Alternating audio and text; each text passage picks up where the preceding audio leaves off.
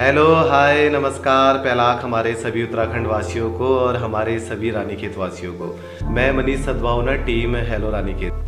आज आप लोग के बीच में लेके आया हूँ विधानसभा रानीखेत से आम आदमी पार्टी के उम्मीदवार नंदन सिंह बिष्ट जी को। स्वागत है सर आपका। स्वागत आपका मनीष जी। तो साथियों, जैसे हेलो रानीखेत का मकसद हमेशा से रहा है कि हम अपने आसपास के प्रतिभाशाली लोगों को या उत्तराखंड के सुपरस्टार को आप लोग के बीच में लेके आते हैं। बतौर एक मीडिया इस वक्त हम रानीखेत विधानसभा, दौराहाट विधानसभा और सल्टे विधानसभा के जो प्रत्याशी हैं उनको आप लोग के बीच में लेके आ रहे हैं और उनकी जो नीतियाँ हैं, रणनीतियाँ हैं, उसे भी आप लोग के बीच में लेके आ रहे हैं। इससे पहले हमने बीजेपी और कांग्रेस के जो प्रत्याशी उनके एपिसोड आप लोग के बीच में लेके आए थे। इस वक्त जो तीसरे विकल्प के रूप में हमारे बीच में आया है आम आदमी पार्टी, तो हमारा कर्तव्य बनता था, दायित्व बनता था कि इनकी बात भी हम आप लोग तक पहुंचाएं। तो साथियों, उत्तराखंड बने 2 दशक हो चुके हैं। उत्तराखंड की सत्ता की जो चाबी थी बारी बारी दोनों ही राष्ट्रीय पार्टियों के पास गई, बावजूद आज भी हमारे ग्रामीण क्षेत्र अपनी मूलभूत सुविधाओं से वंचित है, चाहे वो स्वास्थ्य हो, चाहे वो शिक्षा हो, चाहे वो रोजगार हो। इस बार आम आदमी पार्टी ने उत्तराखंड की सभी सीटों में अपनी उम्मीदवारी की है। तो क्या कहती है हमारी उत्तराखंड की जनता, क्या इस बार बदलाव आएगा?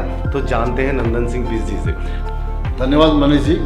मैं सबसे पहले तो आप सबको धन्यवाद करना चाहूँगा और उत्तराखंड के रानीखेत विधानसभा क्षेत्र के सभी जनता का मैं धन्यवाद करना चाहूँगा कि आपके प्रयास से एक बार पुनः आपके बीच में आम आदमी पार्टी एक विकल्प के रूप में आपके बीच में आ रही है। और मैं आपके सवाल को आगे बढ़ाते हुए कहता हूँ कि 70 विधानसभा सीट के अंदर हम एक बहुमत की याद सरकार बनाने जा रहे हैं। और क्योंकि हम हर आदमी के बीच में एक आक्रोश है और उस आक्रोश को देखते हुए उत्तराखंड 2022 का जो इलेक्शन है उसमें आम आदमी पार्टी अपनी सरकार बनाने जा रही है। जैसा कि सर उत्तराखंड की पीड़ा है, जिसकी मैंने अभी थोड़ी देर पहले बात भी करी थी, तो आपकी क्या नीतियां हैं जिससे आपको लगता है कि उत्तराखंड में इस बार बदलाव आएगा? आम आदमी पार्टी उत्तराखंड में क्या अपनी नीतियां लेके आ रही है? बिल्कुल, जैसा कि आपने क्वेश्चन किया है, और आज उत्तराखंड की हर जनता, हर युवा, बुजुर्ग जी और मेरे भाई बहन जितने भी हमारे साथी हैं, वो पिछले 21 साल में काफ़ी त्रस्त हैं इन 2 सरकारों के माध्यम से। और जो मूलभूत उसकी आवश्यकता है, चाहे वो शिक्षा ले लो, स्वास्थ्य ले लो या फिर रोजगार ले लो, जो आज जिससे ये वंचित हैं, हम इन्हीं पर फोकस करेंगे और उत्तराखंड की जनता को इन जो जिस सुविधा से वो वंचित है उसका अधिकार दिलवाएंगे। बात करते हैं अपनी रानीखेत विधानसभा की। हेलो रानीखेत की टीम ने इससे पहले भी रानीखेत के कई ग्रामीण क्षेत्रों में विजिट किया। इसके अलावा जो हमारे नगरीय क्षेत्र हैं उनमें भी हमने विजिट किया है। हम स्वयं भी रूबरू हैं यहाँ की समस्याओं को लेकर। लेकिन सबसे पहले हम जानते हैं आपसे कि आपको रानीखेत विधानसभा आज भी कहाँ कहाँ पर पिछड़ी नजर आती है? देखो, यदि मैं बात करूँ रानीखेत विधानसभा क्षेत्र की, यूँ तो पूरा उत्तराखंड का हर क्षेत्र पिछड़ा हुआ है, लेकिन रानीखेत विधानसभा क्षेत्र जो कि एक ऐतिहासिक स्थल अपने आप में, और आज वो अपने आप को एक ठगवार सा महसूस कर रहा है। तो मैं चाहता हूँ कि जो इसका पिछड़ापन है और जो इसके अंदर संकोच की हीन भावना है, उसको आम आदमी पार्टी आगे पहुँचाएगी और उनके जनहित में काम करेगी। आम आदमी पार्टी की जैसे नीतियाँ रहती हैं कि वो बिजली हमें मुफ्त में देगी या फिर थोड़ा रियायत दामों पे देगी, या इसके अलावा पानी हमें थोड़ा कम दामों में देगी। तो आम आदमी पार्टी क्या उत्तराखंड में भी बिजली और जो पानी के दाम है इन्हें कम करेगी?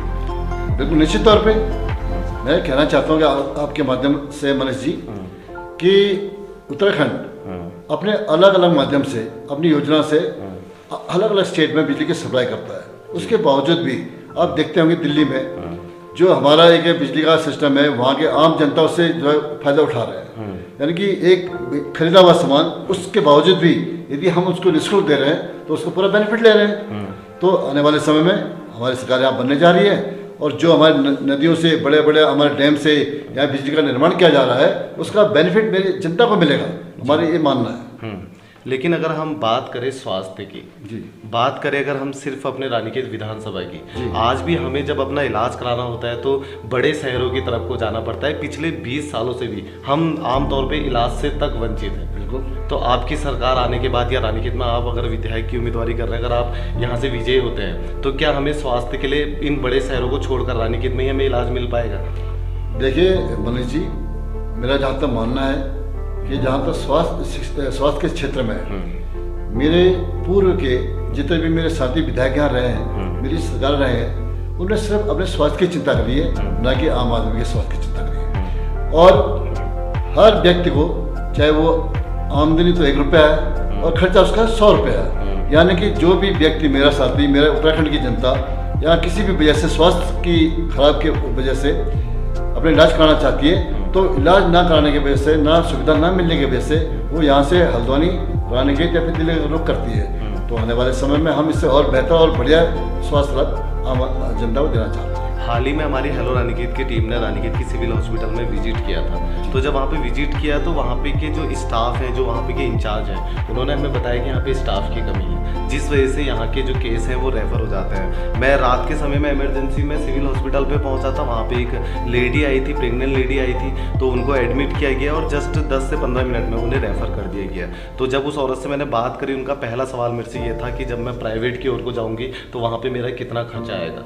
तो ये पीड़ा है हमारे रानीखेत विधानसभा की कि इतने सालों बाद भी आज हम अपने इलाज से वंचित हैं। और इलाज ही नहीं, अगर हम शिक्षा की ओर भी अगर हम आते हैं तो हेलो रानीखेत की टीम ने शिक्षा की ओर जब हमने विजिट किया, हमने विद्यालयों में विजिट किया, सरकारी विद्यालयों में विजिट किया, तो वहाँ से हमें पता चला कि सरकारी विद्यालयों में भी स्टाफ की कमी है, जिसके कारण दिन प्रतिदिन छात्र संख्या जो है घट रही है। कई विद्यालय तो ऐसे भी हैं जो 1 छात्र संख्या या 2 छात्र संख्या से संचालित हो रहे हैं। तो सरकारी विद्यालय जो दिन प्रतिदिन उनकी छात्र संख्या घट रही है, जो हमारी शिक्षा व्यवस्था है ये जो इतनी कमजोर है, इस पर आम आदमी पार्टी की क्या नीतियां हैं? बिल्कुल मनीष जी, मैं आपसे कहना चाहता हूँ कि जिस तरह से हमारा पहला क्वेश्चन था स्वास्थ्य के ऊपर, तो स्वास्थ्य में आपने देखा होगा कि ये लक्षण व्यवस्था जो मेरे उत्तराखंड के अंदर है, इससे मेरे आम नागरिक, एक गरीब आदमी बहुत तंग है या परेशान है, क्योंकि उसको समय पे वो सुविधा मिल नहीं पाती जो उनको मिलनी चाहिए। और कहाँ से मिलेगी?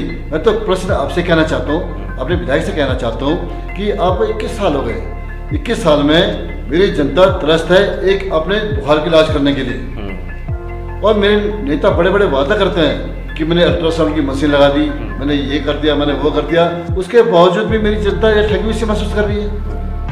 आप देखिए ना, आप जहाँ तक सरकारी हॉस्पिटल की बात करते हैं तो वहाँ पे क्या व्यवस्था है? वहाँ का भी निजीकरण है। इन मेरी सरकारों के जो नुमाइंदे हैं वो वहाँ पे कब्जा जमा के बैठे हुए हैं। ना तो वहाँ के स्टाफ को तनख्वाह दी जाती है, ना वहाँ पे लेबोरेटरी है, ना वहाँ पर स्वास्थ्य की कोई चेकअप क्या नाम है सुविधा है। इवन यहाँ तक मैं जब एक बार विकासन के आपके हॉस्पिटल में गया तो वहाँ पे एक टाइफाइड चेक कराने के लिए मुझे रेफर किया गया कि अब वहाँ से रानीखेत जाइए।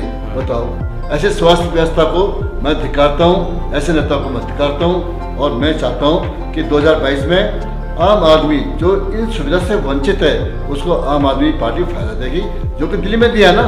आप देख सकते हैं दिल्ली में हॉस्पिटल की क्या व्यवस्था थी, दवाई के वितरण की क्या व्यवस्था थी।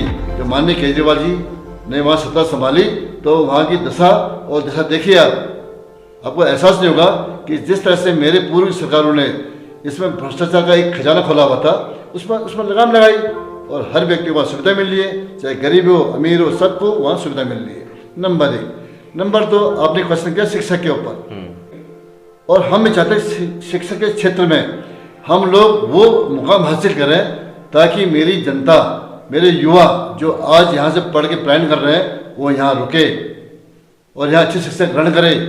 ऐसा नहीं है कि उनको शिक्षा नहीं मिल सकती, कि मेरी पूर्व सरकार की कथनी और करनी में बहुत फर्क है, जिससे आज मेरे शिक्षा की व्यवस्था चरमरा रही है और मेरे स्कूल वो खंडहर बन चुके हैं और उसके नाम पे ये लाखों रुपए का बिल सरकार को खजाने में चपत लगा रहे हैं। और हमें चाहते हैं कि जिस तरह से हमने दिल्ली के अंदर शिक्षा की व्यवस्था को सुधारा है, प्राइवेट स्कूलों को बंद किया है और अपने सरकारी स्कूल का स्टैंडर्ड और हाई किया है, तो वैसे ही हम उत्तराखंड के अंदर भी चुनाव जीतने के बाद जो हम जीतने जा रहे हैं इसमें परिवर्तन लाएंगे और शिक्षा के क्षेत्र में एक अग्रसर होंगे और उसका निरंतर प्रयास करेंगे और यहाँ की व्यवस्था सुधारेंगे। अगर हम बात रोजगार की करें तो रोजगार के लेकर क्या दिल्ली की तर्ज पर ही उत्तराखंड का भी विकास? निश्चित तौर पे, जैसे माननीय केजरीवाल जी ने हमारे उत्तराखंड का जो मुख्य चेहरा है माननीय अजय कोटाल जी, उनका भी सपना है, उनका सपना भी यही रोजगार के क्षेत्र में कि सर्वप्रथम कि जैसे हमारी सरकार आपकी बनती है मार्च 2022 में, शिक्षा के साथ रोजगार एक नया उससे पहले जुड़ा हुआ 50,000 की जो नियुक्तियाँ हैं सेम टाइम में हो जाएंगी और 50,000 जो हमें अन्य स्रोत से हमें फिलअप करनी है उसकी व्यवस्था हो जाएगी। हर आदमी को रोजगार नहीं मिल सकता, लेकिन मेरे उत्तराखंड के अंदर इतनी भौगोलिक स्थिति या इतनी संपदा है कि यदि मैं या मेरी सरकार उसके ऊपर फोकस करती है और करेगी तो मेरे उत्तराखंड के जो युवा है उसको दिल्ली के लिए प्लान नहीं होना पड़ेगा। बीजी मैं आपसे जानना चाहूँगा, अगर उत्तराखंड की अगर हम बात करें तो रोजगार हम किन किन क्षेत्रों में पैदा कर सकते हैं? देखो, यदि मेरा युवा, देखो उत्तराखंड की जनता को मालूम है, युवा जो है वो मोस्टली फेमस है कि देश की सेवा करने के लिए आर्मी के लिए वहाँ जाती है जी। उसके अंदर जोश है, उत्साह, स्वस्थ शरीर है, स्वस्थ मन भी है। उसके साथ जो आज सरकारी नौकरियां हैं, जिस तरह से कि भावना लोगों के अंदर कि सरकारी बाबू निठल्ले होते हैं, ये निठल्ला कौन बनाता है? यही मेरी सरकार बनाती है। दिल्ली में निठल्ला क्यों नहीं है? वहाँ पर काम करना। तो यदि सरकार के पास कोई विजन है तो सरकारी बाबू काम करेगा, लेकिन मेरा युवा चाहता है कि मैं अपना स्वयं का काम करूँ ना। मैं सरकार के काम के पीछे क्यों भागूँ? मेरा भी अपना स्वाभिमान है। स्वरोजगार के हम ज़्यादा चाहेंगे। और उसके साथ साथ जो आज मूल एक कमी यहाँ पे, जो बेसिक यहाँ पे कमी है कि मार्केटिंग यहाँ पे नहीं है। और यदि मार्केटिंग की सुविधा हम जो करने जा रहे हैं यदि पूर्व में होती तो मेरा प्लान ना होता और मेरे युवा जो है वो यही रोजगार करता, स्वरोजगार करता। और जो क्या अब होने जा रहा है, वन संपदा, औषधीय संपदा, जो छोटे छोटे हमारे एकल कारखाने जो कि हमारे वातावरण को भी दूषित ना करें, उससे बचते भी। लेकिन इसके लिए हमें कहीं ना कहीं अपनी शिक्षा पद्धति पे भी काम करना होगा। शिक्षा पद्धति मूल है। हमारी जो शिक्षा पद्धति है ये सिर्फ हमें नौकर बना रही है। नौकर। हेलोरानिकेत की टीम ने जब विद्यालयों में विजिट किया, हमने अमूमन विद्यालयों में एक सवाल पूछा बच्चों से कि आप बड़े होकर क्या बनना चाहते हो? जी। तो कोई पुलिस बनना की ओर जाना चाहता है, कोई अन्य नौकरी की ओर जाना चाहता है, लेकिन स्वरोजगार बिजनेस की ओर कोई नहीं जाना चाहता है। अगर सभी नौकर बनेंगे तो रोजगार देने वाला कौन होगा? तो इसके लिए हमारी जो शिक्षा पद्धति है कहीं ना कहीं इसमें ऐसी एक्स्ट्रा एक्टिविटी भी आनी चाहिए कि बच्चा जब स्कूल से बाहर निकले तो वो खुद का कुछ स्वरोजगार कर सके, अपने संग अन्य लोगों को भी रोजगार से जोड़ सके। अच्छा, दूसरी ओर अगर हम बात करते हैं, जैसे आपने भी पलायन के ऊपर की बात भी आपने करी थी कि हमारे युवा बाहर को पलायन कर रहे हैं, जिसे हम सिर्फ रोकने की बात कर रहे हैं, ये एक चुनावी मुद्दा है। उसे हम पलायन को रोकने की बात कर रहे हैं, लेकिन इसके सॉल्यूशन पर कभी नहीं आते हम, चाहे वो रिवर्स पलायन को कैसे सफल करना हो या फिर जितने ग्रामीण अभी हमारे पहाड़ों में बचे हैं। आज अगर हम बात करें अपने पहाड़ों की तो आधे गाँव तो खाली हो चुके हैं, आधे जो बचे हैं इन्हें भी हमें कैसे रोकना है, इसका हमारे पास कोई सॉल्यूशन नहीं है। आज बेशक गाँवों में आज रोडें कट रही हैं, लेकिन एक राइटर थे, उन्होंने बड़ी कमाल की बात कही थी कि आप पहुंची हो रोड तुम गाँवों में, जब तुम्हें ढूंढने लोग शहरों में चले गए हैं। तो आज रोडें हमारे गाँव में है, लेकिन जो आधे ग्रामीण जो बचे हैं इनको कैसे रोका जाए? जी मनोज जी, बात यह है कि जिस तरह से आपने कहा कि रोड के बारे में बात करी, प्लान के बारे में बात करी, आज जो रोड बन रही है ये मेरे उत्तराखंड के लिए नहीं बन रही, ये नेताओं की जेब भरने के लिए बन रही है। जो पूरा मेरे उत्तराखंड को खोखला कर दिया गया है, जिस तरह से मेरे युवा को खोखला कर दिया इन्होंने, से मेरे उत्तराखंड की दिशा भी जो है दशा भी खराब कर रहा है रोड के माध्यम से। जैसे अब देखिए ना, आपने कहा, खुद आप ही कह रहे हैं कि रोड तब बन रही है जब यहाँ लोग ही नहीं है, खाली हो चुके हैं, प्लान कर चुके हैं। अरे प्लान रोकने की क्या व्यवस्था है इनके पास?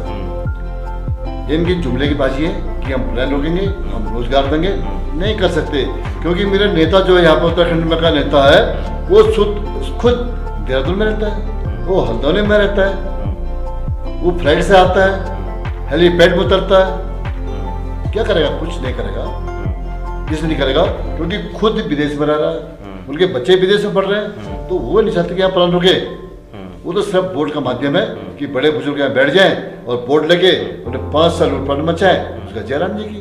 बिल्कुल, यहाँ तक कि जो हमारे नेता हैं ये भी पलायन कर चुके हैं, इनके जो परिवार है ये भी जो है हमारे जो शहर के क्षेत्र हैं वहाँ को ये लोग रहते हैं जी। यहाँ तक कि यहाँ पे सिर्फ ग्रामीण ही रह रहा है, 4 दिन चुनाव में यहाँ पर आ रहे हैं। आपकी अभी वर्तमान में आपकी फैमिली कहाँ पे रहती है? वर्तमान में मैं आपको बताऊं, बड़ा अच्छा क्वेश्चन आपने किया है कि पूर्व में मैं भी किसी न किसी पार्टी से लगा हूँगा, अटैच होऊंगा, वोट दिए होंगे मैंने। मैं सरकारी कर्मचारी था जी, रिटायर हो गया जी, लेकिन उसके बावजूद भी मेरी सोच एक पहाड़ के नाते रही और पहाड़ में रही और आज मैं यही मेरा कहना है कि यदि मैं इन भ्रष्ट नेताओं से 1% भी इस पहाड़ की जनता को मुक्ति दिलाऊंगा तो मेरा कर्जा यहाँ का वसूल हो जाएगा। मेरी जो जन्मभूमि है इससे कर्जा मैंने दे रहा हूँ। इस समय मेरे घर में मैं और मेरी वाइफ और मेरा बच्चा रहता है और एक बड़ा लड़का मेरा 5 साल मरता है। वो भी पैसा कमा के वहाँ से आएगा, उत्तराखंड के विकास के लिए अपना योगदान देगा। जैसे आज से पहले हमारे पहाड़ में क्या होता था कि खेती को रीढ़ की हड्डी माना जाता था जी। यहाँ तक कि जो ग्रामीण थे वो उपज करते थे, इसके उपरांत ट्रांसपोर्ट के जरिए नगरों को या फिर शहरों को हमारे यहाँ से फसल जाती थी। लेकिन आज हालात कुछ ऐसे हो चुके हैं कि शहर से हमारे पास राशन आ रहा है। हमारे जो गाँव में मुश्किल से 5% लोग हैं जो खेती कर रहे हैं। कारण जंगली जानवर या फिर अन्य जानवर जो उनकी खेती को तबाह करते हैं, उनका पूरा मनोबल टूट चुका है। अगर हम बात खेती की करें तो कुछ लोग यहाँ बचे हुए हैं जो खेती के ऊपर डिपेंड है। अब खेती की जहाँ पैदावार एक तरफ कम हो रही है तो दूसरी तरफ ये जो जंगली जानवर जिसमें आप बंदर भी कह सकते हैं, सुअर भी कह सकते हैं या फिर उनका आतंक है, वो व्यक्ति पैदा करता है लेकिन देखता है कि उसकी फसल चौपट कर दी गई है तो बहुत मायूस और निराश होता है। और जो ये हमारे जंगली जानवर आते हैं चाहे उसमें बंदर हो तो ऐसे एक व्यवस्था बनेगी जिसमें कि स्ट्रैटेजी हो सकता है ना। उनकी रोकथाम की व्यवस्था हम कर सकते हैं जो हम हमारे हाथ में है। हमें तो ये तो नहीं कह रहे कुछ प्रोजेक्ट हम ऐसे भी ला सकते हैं जिसमें यहाँ का जो किसान है वो खेती के लिए उसका मनोबल बढ़े। हमें खेत ही नहीं चाहिए, खेत के ऊपर जो है फसल भी चाहिए जी। हमें जमीन में नाम ही नहीं, हमें अपना एक उसमें मकान भी चाहिए जी। इस वक्त जो है पूरा उत्तराखंड का बच्चा बात कर रहा है भू कानून की। क्या हिमाचल की तर्ज पे उत्तराखंड में भी भू कानून लागू होगा आपकी सरकार आने के बाद? निश्चित तौर पे मनीष जी, मैं कहना चाहता हूँ कि निश्चित तौर पे चाहे हिमाचल जैसे स्टेट में हो सकता है तो उत्तराखंड में क्या नहीं हो सकता। क्या होना चाहिए ना कि जब ईमानदार मुख्यमंत्री माननीय अजय कोटाल जी बनेंगे तो तभी इनका विकास और भला हो सकता है। उत्तराखंड की दशा और दिशा बदल सकती है। इसके लिए हम 2022 में भू कानून बनाने वाले हैं। जब हम उत्तर प्रदेश से जुड़ी थी, खास करके हमारी रानीखेत विधानसभा, तो उस वक्त भी रानीखेत को जिले की मांग की गई थी। उसके बाद उत्तराखंड बना और आज 20 साल बाद भी हम रानीखेत को जिले के रूप में नहीं देख पाए। और केजरीवाल जी ने घोषणा भी की है कि अगर हमारी सरकार आती है तो हम सबसे पहले 1 महीने के अंदर में रानीखेत को जिला बनाएंगे जी। तो इस पर आप क्या कहते हैं? बिल्कुल, क्योंकि पूर्व में कभी इसके ऊपर संघर्ष भी हुआ। पहले उत्तर प्रदेश के अंदर में था, उसमें भी संघर्ष हुआ, उसके बाद भी संघर्ष किया। लेकिन कहाँ संघर्ष किया? सिर्फ किताबों में। तो जैसे माननीय केजरीवाल जी ने कहा कि सरकार बनने के 30 दिन के अंदर, देखिए ना, मैं मनीष जी मतलब पूछना चाहता हूँ मेरे अन्य साथियों से, बनाएंगे, सोचेंगे, करेंगे, लेकिन माननीय केजरीवाल जी क्या कह रहे हैं कि 30 दिन के अंदर हम करके दिखाएंगे। तो सांस्कृतिक क्षेत्र की अगर हम बात करें तो क्या भविष्य में आपकी नीतियों के अंतर्गत ऐसे कुछ एकेडमी, ऐसे कुछ कोच रखे जाएंगे कि जो इन एक्स्ट्रा एक्टिविटी जो बच्चे जानते हैं इनको वहाँ पे ट्रीट किया जाए? निश्चित तौर पर मनीष जी, मैं आपकी जो बात कही आपने बहुत पते की बात कही है कि मेरा युवा के अंदर टैलेंट तो है लेकिन वो जाए तो जाए कहाँ? दिल्ली में आपने देखा होगा, हमने उत्तराखंड के लिए एक अलग सांस्कृतिक सिस्टम बना रखा है। वहाँ पे लोग काफी जो एक्टिव आगे आते हैं उनको प्रोत्साहन किया जाता है, उन्हें मंच में, वो अलग अलग मंच के माध्यम से आगे पहुँच रहे हैं। तो वो यहाँ के कलाकार के पास मंच ही नहीं होगा, क्या करेगा अपने कलाकार? मंच नहीं देते। अगर कलाकार को मंच दे दिया तो इनका मंच पीछे हो जाएगा ना। ये तो खुद ही कलाकार है। यहाँ पे से नाटक देखे ना, ये तो खुद ही कलाकार है, तो यहाँ के कलाकार क्या आगे बढ़ाएंगे? इनकी कला खुद ही बढ़नी चाहिए ना भैया। यहाँ पे सिर्फ एक राजनीतिक मंच है, सांस्कृतिक मंच भी नहीं है। अब सुनिए, इससे आगे बढ़ते हैं। अब खेल में बात करते हैं। मेरा युवा सशक्त है, मजबूत है, उसके फेफड़े मजबूत है, ये स्वस्थ वातावरण में। लेकिन क्या कभी व्यवस्था हुई उनके लिए? मैं अलग अलग क्षेत्रों में गया, मेरा युवा पहाड़ सीढ़ीदार खेतों में क्रिकेट खेल रहा है, क्रिकेट सीढ़ीदार खेतों में, और एक बॉल आती है 50 से 100 रुपए की आती होगी, और खेलते खेलते उसकी 20 बॉल खो जाती है, नीचे खाई में चल जाती है। इन्हें तो वो शर्म तो आनी चाहिए, इनको शर्म आनी चाहिए। लेकिन मुझे हंसी भी आ रही है इनकी सोच के ऊपर।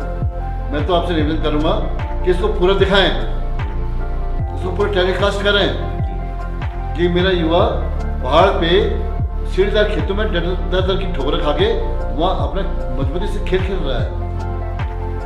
लेकिन मेरे देश का ये जो क्या नाम नेता है वो खुद ही भ्रष्टाचार के खेल में लिप्त है, तो खेल कहाँ आगे बढ़ेगा भैया? तक कि उसके पास कोई ऐसा अपना स्टेडियम नहीं है, कोई ऐसी एकेडमी नहीं है जहाँ पे उसे ट्रेन किया जाए, उसे कोच किया जाए। और ये तो मैं अपनी रानीखेत की आम जनता से, जिम्मेदार जनता से भी निवेदन करना चाहूँगा कि आप राजनीति में इतना लिप्त मत होइए कि हम अपनी शहर की प्रतिभाओं को ही भूल जाएं। हमारा शहर भी बड़ा प्रतिभाशाली है, यहाँ के व्यक्ति भी आगे जा रहे हैं और पदक जीतकर भी वापस आ रहे हैं, लेकिन जब वो वापस आ रहे हैं हम लोग राजनीति में इतना लिप्त है कि हम उनका स्वागत तक नहीं कर पा रहे हैं ढंग से। तक कि अगर हम टूरिज्म की अगर हम बात करें तो वो भी यहाँ पर खत्म हो चुका है। जो हमारी रीढ़ की हड्डी थी गोल्फ ग्राउंड, उसमें तक ताले लगे पड़े हैं, हम उसे तक खोलने में सक्षम नहीं है। नहीं खोलेंगे, ये नहीं खोलेंगे। ये तो अपना गोल्फ खेल है ना, यहाँ की बॉल वहाँ फेंक ले, वहाँ की बॉल वहाँ फेंक ले। अब देखिए ना, ताजुब की बात है कि दो सरकारें मेरे बीच में है, वो उधर से पाला वहाँ फेंकती है, वहाँ से पाला वहाँ फेंकती है। अरे भाई क्या है? और ताले लग जाते हैं गोल्फ ग्राउंड में। ताले लग जाते हैं जनता की जुबान में। हाँ जी, गोल्फ ग्राउंड तो अपनी अच्छी बात की है, हाँ। लेकिन जो ताला लग गया वो मेरी जनता की जुबान में लग गया, वो अपनी बात कह नहीं पा रहा। बिल्कुल। और टूरिज्म हमारा दिन प्रतिदिन घट रहा है तो हमारी इकोनॉमी में भी फर्क पड़ रहा है। निश्चित तौर पे मेरे इकोनॉमी तो जीरो पे आ गई ना। जब मेरे उत्तराखंड का विकास हुआ होता ना तो यहाँ की इकोनॉमी भी उच्च लेवल पे होती। बिल्कुल। यहाँ विकास नहीं हुआ, मालूम चल जाएगा ना आपको। अगर यहाँ विकास की बात करें तो सबसे पहले हमें काम करना पड़ेगा अपनी शिक्षा व्यवस्था पे। Yes. हम पे प्राथमिक शिक्षा तो है, लेकिन जब हमें हायर एजुकेशन के लिए जाना पड़ता है तो हमें यहाँ से पलायन करना पड़ता है, और पलायन की शुरुआत यहीं से हो जाती है। जब हमें शिक्षा लेने के लिए ही पलायन करने जाना पड़ता है तो रोजगार के लिए तो स्वाभाविक है कि हमें पलायन करना ही पड़ेगा। तो सर, जैसे दिल्ली में आज की डेट में देखा जाता है, अगर स्वास्थ्य की अगर हम बात करें तो वहाँ पे जगह जगह पे मोहल्ला क्लिनिक वहाँ पे बनाए गए हैं। आपकी सरकार अगर उत्तराखंड में आती है तो दिल्ली की तर्ज में क्या यहाँ पर भी मोहल्ला क्लिनिक ऐसे बनाए जाएंगे? देखिए मनोज जी, मैं आपसे कहना चाहता हूँ कि दिल्ली जो है ना कंजेस्टेड एरिया, वहाँ पर तो गुंजाइश नहीं है। बताओ, वहाँ भी हमें, क्योंकि मेरे सरकार का एक दृढ़ संकल्प था कि मुझे मोहल्ला क्लिनिक बनाना है। आपने देखा हो ना, रोड के किनारे जो थोड़ा सा भी स्पेस हमारे पास बचता है, हमने वहाँ पे मोहल्ला क्लिनिक बनाया। उस मोहल्ले क्लिनिक से हजारों आदमी स्वास्थ्य लाभ ले रहे हैं, डॉक्टर वहाँ मजबूत है। और जहाँ तक बात है उत्तराखंड की, निश्चित तौर पर यहाँ की भौगोलिक परिस्थिति इतनी विशाल है ना, यहाँ पे खुला वातावरण है। 10-5 गांव के अंदर हम मोहल्ला क्लिनिक बनाएंगे। भाई मेरी सरकार ने क्या किया ना, देखिए ना, पूर्व की सरकार ने क्या किया। आशा कार्यकर्ता उनको पैसे नहीं, हॉस्पिटल का निजीकरण, वहाँ पे कोई संसाधन नहीं, वहाँ पे आपके अल्ट्रासाउंड मशीन नहीं, वहाँ पे एक्सरे मशीन नहीं, वहाँ आपके गायनेकोलॉजिस्ट नहीं, वहाँ आपके क्या नाम आपके कार्डियोलॉजिस्ट नहीं। क्या नाटक हो रहा है? बिल्कुल। मेरे अन्य पार्टी के लोग अलग अलग जगह पे कैंप लगाते हैं। रानीखेत की बात कह रहा हूँ मैं आपसे। हाँ। चाहे मेरे जो दावेदार थे आपके प्रत्यक्ष थे, उन्होंने जगह जगह कैंप लगाए। कैंप क्यों लगाए? मेडिकल कैंप जिसे कहते हैं। कैंप लगाए अपनी सरकार की नाकामी को दिखाने के लिए। यदि मेरी सरकार हॉस्पिटल की अच्छी व्यवस्था करती तो शायद उनको कैंप की जरूरत नहीं पड़ती, क्योंकि उस कैंप में भी उन्होंने नाटक किया और पब्लिक को एक बेवकूफ़ बनाने का एक माध्यम षड्यंत्र रचा, जिससे कोई बेनिफिट नहीं है। हम तो करेंगे निश्चित तौर पे। हमने 5 घंटे लिख के दिया ना भैया। हमारा कोई एजेंडा नहीं है। हम घर घर पहुंचे, बिजली फ्री, शिक्षा के ऊपर काम, रोजगार के ऊपर रोजगार भत्ता, महिलाओं को 1000 रुपये दिया जाएगा, और मेरे जो साथी रिटायर होकर आते हैं सैनिक साथी, उनको रोजगार दिया जाएगा। आर्थिक काम करेंगे, सरकारी तंत्र पर काम करेंगे तो सरकारी तंत्र और मजबूत होगा, क्योंकि उनके अंदर एक अनुशासन होता है ना। और मेरी जो ये माताएं बहन है, उनको 1000 रुपये दिए जाएंगे। हम बुराई क्या कर रहे हैं? हम तो वे लिख के दे रहे हैं ना। साथियों, जब आज हमने जब ये एपिसोड शूट किया, असल में ये एपिसोड हमारा सुबह के वक्त शूट हो रहा है, क्योंकि इसके बाद नंदन सिंह बिज जी को अपनी वोट की अपील करने के लिए लोगों के बीच जाना है। तो जब सुबह के वक्त जब हम निकले थे अपने रानीखेत से, तो हमें एक व्यक्ति मिले थे। तो उन्होंने पूछा कि आज कहाँ जा रहे हो? तो हम लोगों ने बताया कि हम आम आदमी पार्टी के उम्मीदवार नंदन सिंह बिज जी का इंटरव्यू शूट करने जा रहे हैं। तो उन्होंने हमसे एक सवाल कहा कि उन्होंने कहा कि आप जब उनसे मिले तो एक सवाल उनसे ज़रूर पूछिएगा। उन्होंने कहा कि आम आदमी पार्टी कहती है कि हम बिजली मुफ्त में देंगे, लेकिन जो ये बिजली का उत्पादन होगा, इसमें जो खर्चा होगा, जो इसकी लागत होगी, इसे हम कहाँ से बैलेंस करेंगे? देखिए मनीष जी, उन्होंने अच्छा प्रश्न भी अच्छा किया और जवाब भी हम आपको देंगे कि उत्तराखंड एक बिजली का उत्पादन करता है। जी। यह कम से कम एक एशिया का बड़ा डैम है ना हमारे पास, टेरी डैम। तो कितनी वहाँ मेगावाट पैदा होती होगी, उससे छोटे छोटे अन्य हमारे पास एक बिजली उत्पादन का एक केंद्र है। हम अन्य स्टेट में उसको भेजते तो है ना भैया, नहीं भेजते। हम अन्य स्टेट को बिजली की सप्लाई कर रहे हैं। हम ये नहीं करेंगे फ्री में दे देंगे, लेकिन जो जिस तरह से आज पेट्रोल, अब देखा ना पेट्रोल सुना होगा आपने, हाँ। पेट्रोल का जो एक्चुअल रेट है वो बहुत कम है, लेकिन उसमें जीएसटी सीएसटी ये लगा लो वो मामला वहाँ का 150 के आसपास पहुँच गया, तो हम उसको फ्री करेंगे ना सर। फ्री देने से राजस्व दिवालिया नहीं होता। फ्री देने से जो पैसा मेरे इन भ्रष्ट नेताओं के पास पहुंचता है उसमें एक प्रतिबंध लगता है। वो जनता का पैसा जनता के पास तक पहुंचता है, ये मेरा मानना है। और जिस तरह से हमने दिल्ली में दिया ना, इस तरह हम यहाँ भी देंगे। समस्या कहाँ पे आ रही है मुझे बताइए।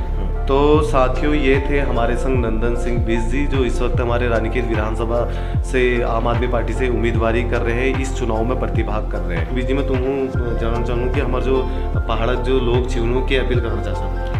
सर्व पहले सुभान में नमस्कार भाइयों भाई बहनियों। जैसे तुम देख रहे हो 21 साल तुम निकाल ली, और 21 साल में जो पहाड़ दशा और दिशा किए गए तुमको मालूम था।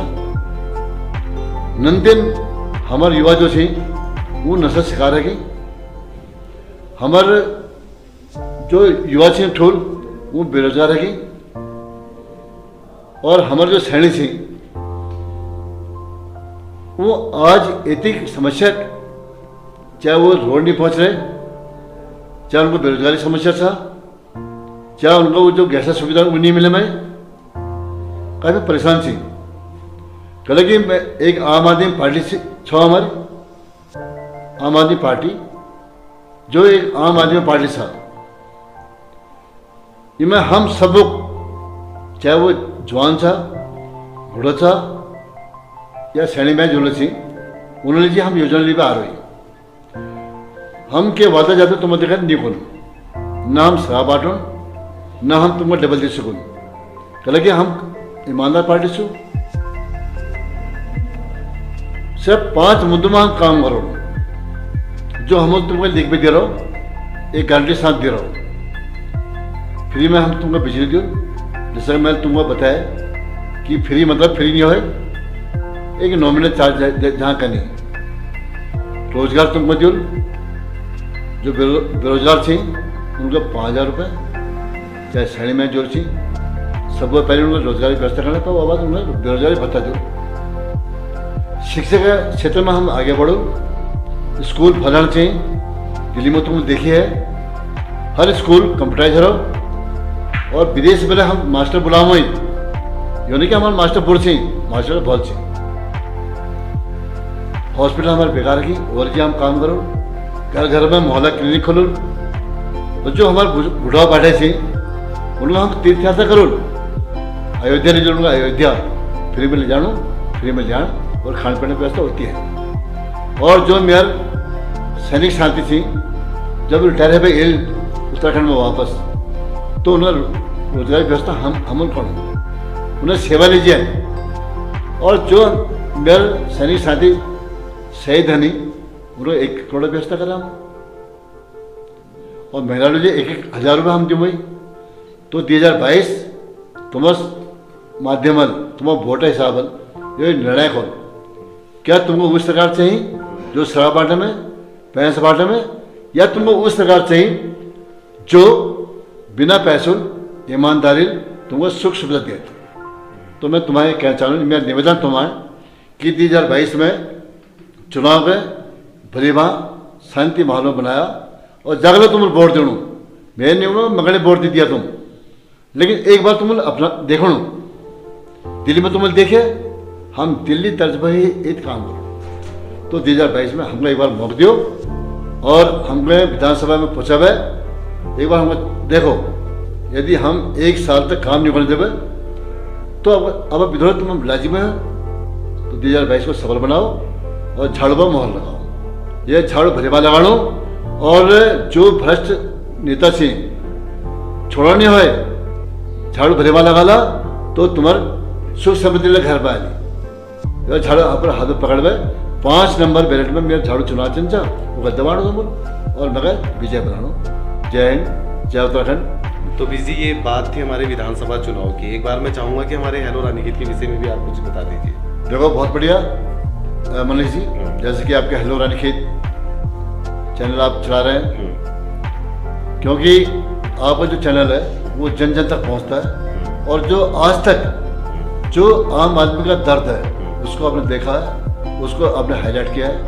एक युवा के मंच की आपने बात करी है, देश के आपने सांस्कृतिक प्रोग्राम के आपने मंच की बात करी, आपने शिक्षा के ऊपर आपने बात करी है, आपने स्वास्थ्य के ऊपर बात करी है। तो मुझे ऐसा लगता नहीं है कि और चैनल इस तरह से एक ग्राउंड लेवल पर काम करते हो। और लेवल तो सिर्फ राजनीतिक एक ही तरह के चट्टे बट्टे हैं, उनकी गुणगान कर सकते हैं दिन रात। और मैं आपको धन्यवाद करना चाहूँगा कि आपने अपना समय दिया और पब्लिक के बीच में आप रहे।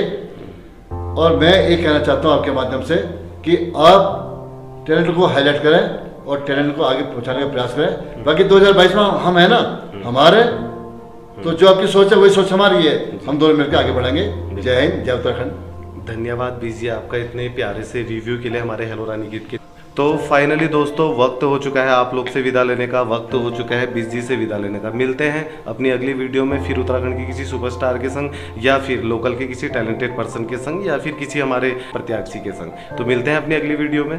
तब तक के लिए सभी हमारे उत्तराखंड वासियों को और हमारे सभी रानीखेत वासियों को मैं मनीष सद्भावना, टीम हेलो रानीखेत और मेरे संग जो कैमरे में इस वक्त मौजूद हैं नीरज फर्तियाल और एडिटिंग टीम से जो हमारे हैं डेविड सर और हमारे जो स्टाफ से जो है कमलजीत मेहता, इन सभी की ओर से और नंदन सिंह बिजली की ओर से सभी उत्तराखंड और सभी रानीखेत वासियों को हमारा बाय बाय।